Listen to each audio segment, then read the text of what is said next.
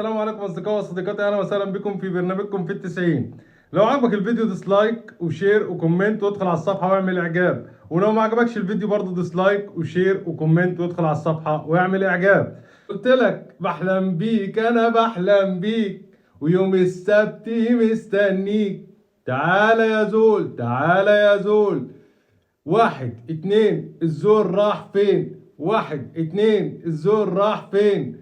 ويا ابو تلاتة يا ابو تلاتة يا ابو تلاتة يا ابو تلاتة يا ابو تلاتة يا ابو تلاتة.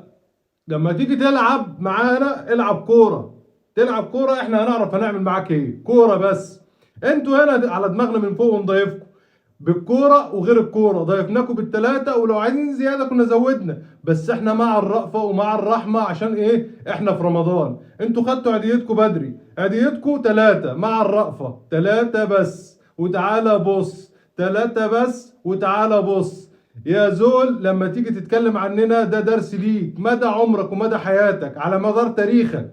لما تتكلم عن الاهلي اتكلم كويس، ولما تتكلم عن الاهلي اعرف انت بتتكلم عن مين، ولما تلعب مع الاهلي اعرف انت بتلعب مع مين. احنا اسياد القاره، احنا بابا افريقيا، احنا اللي علمنا افريقيا الكوره، احنا النادي الاهلي، احنا الاهلي، احنا اللي جبنا بطولات اكتر ما انتوا بتصدروا بيانات. احنا اللي نقدر نعلمكم يعني ايه كوره. يا زول يا زول يا زول. واحد اتنين الزور راح فين؟ لا هيروح فين؟ على بلده، على السودان على طول. مفيش، انتوا مع السلامة.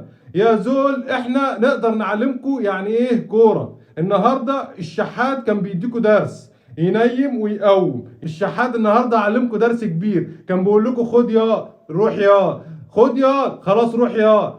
احنا عملنا معاكم الصح من الاخر كده. غسان مطر قال لك ان احنا عملنا معاكم الصح او اعمل الصح، احنا عملنا معاكم الصح. هو ده الصح بتاع الاهلي، ده اقل حاجه عند الاهلي. احنا المفروض اصلا كنا شايلناكم 6، كنا شايلناكم 7، كنا شايلناكم 8. لو عايزين نتكلم فنيات نتكلم فنيات. احنا عارفين ان كولر بيلعب دايما على الاستحواذ والاستحواذ، ونزل مروان عطيه زي ما انا قلت في الفيديو اللي فات ان مروان عطيه والسوليه لازم يلعبوا لان الناس دي كورتها كويسه جدا. مروان عطيه انا من رايي انا هو الترزي بتاع خط النص الملعب.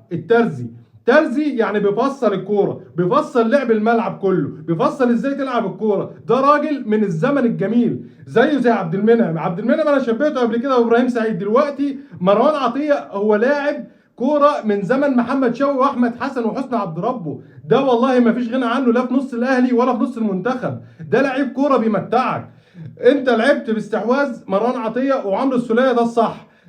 بنلعب دايما بنجمع الكرة على اليسار، دي الخطه بتاعت كولر، وبنلعبها دايما على اليمين لبيرسي تاو اللي دايما هو واقف ما بيدافعش، بيوفر مجهود ان هو يهاجم بس، او يدخل دايما مهاجم تاني مع كهربا اللي دايما هو بيكون على الموعد. كهربا اللي دايما لما بتقول انا محتاجك ككهربا دايما بتلاقيه. كهربا دايما اللي هو نجم الشباك زي ما انا قلت. كهربا اللي اتكلمت عنه كتير وقلت ان هو دايما بيسهل على نفسه الاجوان، ودايما بيختار المساحات الفاضيه، ودايما بيجري في المساحات الفاضيه، ودايما بيختار التوقيت اللي يلعب فيه الكوره ويجري دايما في المساحه الفاضيه. وقلت ان كهربا بيسهل على نفسه الاهداف، وانت نفسك كمشاهد تحس ان دايما الاهداف بسيطه ولكن هي صعبه جدا.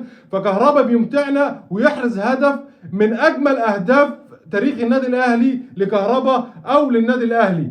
نرجع تاني لكولر. كولر دايما كان بيلعب بالاستحواذ ان هو بيحط مروان عطيه وعمرو السوليه ان هو بيضمه دايما على اليسار ومع علي معلول وقفشه واحمد عبد القادر، ودايما بيجمع الكره في المنطقه دي وبعد كده ينقل الكره على الجبهه اليمين عند تاو دايما لا اما يدخل راس حربه لا اما بيقطع عرض الملعب ويدخل دايما على خط المنطقه، ولا اما يلعب راس حربه تاني لا اما يعمل سروهات، وده اللي احنا شفناه مع الشحات. طيب ايه المشكله؟ المشكله ان احمد عبد القادر ومحمد مجدي قفشه، محمد مجدي قفشه اللي دايما ماسكين الكوره. والله يا جماعه الكوره دي بتاعت الجميع مش بتاعتكم. انتوا محسسيني ان الكوره دي بتاعتكم. احمد عبد القادر ماسك الكوره هو قفشه بيقولوا والله دي بتاعتي انا، بتاعتي انا. يا جماعه الكوره بتاعت الجميع والله. واحمد عبد القادر بالذات زي ما يكون بيذلنا ان هو بيلعب وبيرقص. يا عم احنا عارفينك ان انت مهاري وبترقص والله، بس ما تذلناش، ما تذلناش ان انت كل شويه عمال ترقص ترقص ترقص وفي الاخر بتتقطع. انا والله بيصعب عليا علي معلول اللي كل شويه مشاوير مشاوير مشاوير، ما بتديلوش كوره، ما بتبصش كوره بصراحه. كولر لما لعب رامي ربيعه كان تفكيره الاول والاخير ان هو ايه، رامي مع السرعات هو اسرع من ياسر ابراهيم وبيقدر يطلع الكوره على الارض كويس جدا. ده شيء طبيعي ان احنا عارفين رامي بيطلع الكوره كويس جدا على الارض، هو ومحمد عبد المنعم. وبالسرعات دايما بغطوا ورا محمد هاني، ومحمد هاني كان دايما واقف عشان ميكابي اللي هو اخطر مهاجم عندهم اللي هو كان بيلعب ناحيه اليسار. ولما المدرب شاف ان في ضغط من على اليسار عندنا احنا اللي هو بتاعت علي معلول، فراح نقل ميكابي حطه على اليسار عند علي معلول وقال له العب على اليسار.